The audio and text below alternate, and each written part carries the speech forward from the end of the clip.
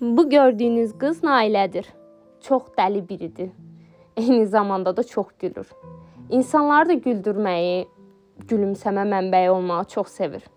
Səhvən kimisə incitsə, o da ağlayır. Çox gözəl layihələr var, amma hamısını da yarımçıq qoyur. Çünki hər gün yeni bir fikir ilə oyanır. Təbiətin içində olmağı düşünəndə belə çox həyəcanlanır. Yol tapmaqda da mükəmməldir. İstəsə də özünü itirə bilmir.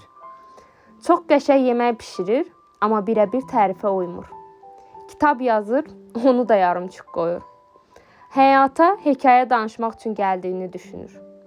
Dünyanın ən qərarsız qadını ola bilər. Həm çox sosial, həm də heç deyil. Kola bağımlısı biridir. Hansı ki, yeni ilə belə kola ilə girir. Tərəvəzdən nifrət edir, antivegetarian da deyə bilərik ona. Hər kəsi dil tapa bilir. Məsələ onun ortama uyğunlaşması deyil, insanların ona uyğunlaşmasıdır. Belə seçir dostlarını. Yox deməyi hələ də öyrənə bilmədi. Kim deyə bilir ki?